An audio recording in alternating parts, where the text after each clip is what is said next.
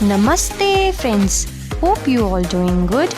Welcome back. So here is the new video and the topic is disease caused by helminths. So without wasting our time, let's get started. So let's talk about the diseases which is caused by helminths. So first we're going to talk about Ascariasis. So अगर मैं pathogen की बात करूँ disease causing organism की, सो Ascariasis जो है वो common round worm cause करता है जिसका नाम है Ascaris lumbricoides. सो ये जो Ascaris lumbricoides है वो Ascariasis को कॉज करता है और ये एक इंटेस्टिनल पैरासाइट है. इंटेस्टिनल पैरासाइट क्या होता है? जो इंटेस्टाइन में रहते हैं और इंटेस्टाइन से अपना न्यूट्रिशन गेन करते हैं. सो इसलिए इसको इंटेस्टिनल पैरासाइट बोलते हैं और ये स्मॉल इंटेस्टाइन में रहते हैं ह्यूमन बींग्स के. ओके, किस तरह से इसका मोड ऑफ ट्रांसमिशन रहता है, किस तरह से डिजीज़ होती है किसी हेल्दी पर्सन को. सो हेल्दी पर्सन इस डिजीज़ को कैसे एक्वायर करता है? जैसे ही वो कंटामिनेटेड वाटर, फ्रूट या वेजिटेबल को इनटेक कर लेता है. कंटामिनेटेड वाटर, फ्रूट और वेजिटेबल कैसे? ऐसे फ्रूट्स, ऐसे वेजिटेबल्स, ऐसा वाटर जिसमें ऑलरेडी ये कॉमन राउंड वर्म या ये पैरासाइट प्रेजेंट है. ठीक है. सो जैसे ही हेल्दी पर्सन इनका इनटेक करेगा वैसे ही क्या होगा, हेल्दी पर्सन को ये इन्फेक्शन हो जाएगा. सो सिम्टम्स क्या रहेंगे इस डिज़ीज़ के? इंटेस्टिनल ब्लीडिंग, सबसे पहले इंटेस्टाइन में ब्लीडिंग शुरू हो जाएगी. मस्कुलर पेन, मसल्स में पेन होना शुरू हो जाएगा. Fever, anaemia and blockage of intestinal passage. जो भी इंटेस्टाइन के पैसेज हैं, लार्ज इंटेस्टाइन, उनमें ब्लॉकेज हो जाएगी. एंड व्हाट हैपेंस कि जो ये पैरासाइट है वो मल्टीप्लाई करेगा inside the intestine and nutrition gain करेगा. सो जो एग्स होंगे पैरासाइट के वो बाहर कैसे आएंगे ह्यूमन बॉडी से? जैसे ही वेस्ट प्रोडक्ट के साथ, जैसे ही वेस्ट प्रोडक्ट्स जो है, एक्सक्रीटा जो है, फीसस जो है, वो ह्यूमन बॉडी से बाहर आएगा. सो जो एग्स हैं वो भी इसके साथ साथ क्या होंगे, पैरासाइट के बाहर आ जाएंगे और ये कंटामिनेट करेंगे. अगर किसी वाटर या सॉइल या प्लांट्स के कांटेक्ट में आते हैं सो उनको कंटामिनेट करेंगे. और जैसे ही हेल्दी पर्सन जो है वो इनके कांटेक्ट में आएगा या फिर ऐसे वाटर, ऐसे प्लांट्स या ऐसे सॉइल के कांटेक्ट में आएगा जो ऑलरेडी कंटामिनेटेड है, सो ये उस हेल्दी पर्सन को भी इन्फेक्शन जो है वो हो जाएगा. सो this is all about ascariasis.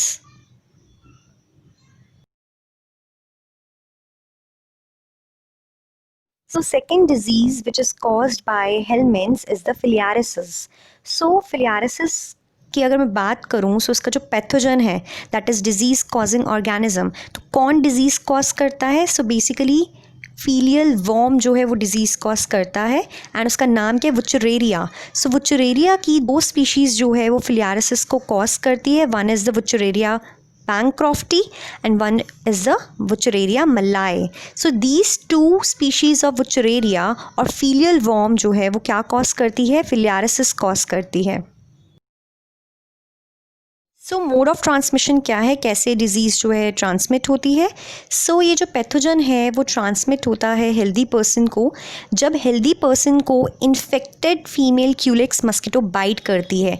ऐसी फीमेल क्यूलेक्स मस्किटो जिसके अंदर ऑलरेडी ये पैथोजन प्रेजेंट है, जब वो किसी हेल्दी पर्सन को बाइट करती है तो उसमें ये इन्फेक्शन ट्रांसमिट हो जाता है.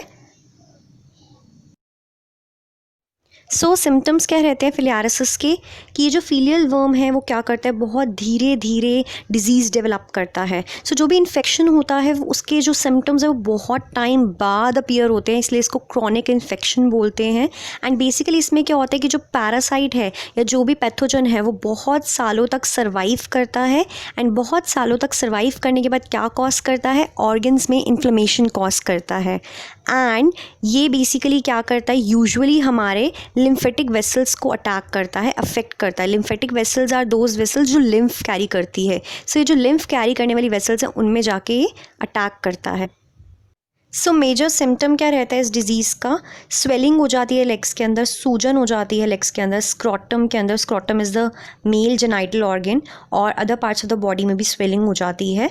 एंड ये जो डिजीज़ है that is filariasis, it is also commonly called elephantiasis. Elephantiasis हम इसको इसीलिए बोलते हैं बिकॉज इसमें बिल्कुल जो लेग होते हैं इन्फेक्टेड पर्सन के वो हाथी के पैर की तरह दिखाई देते हैं. सो लेग ऑफ अ एलिफेंट की तरह रिजेंबल करते हैं जो भी इन्फेक्टेड पर्सन के लेग्स हैं. इसी वजह से इस डिज़ीज़ को एलिफेंटियासिस भी बोलते हैं. इस डिज़ीज़ में क्या होता है कि जेनाइटल ऑर्गन्स भी अफेक्ट हो सकते हैं, जिसकी वजह से ओवरऑल डिफॉर्मिटी बन जाती है लोअर लिम्ब में।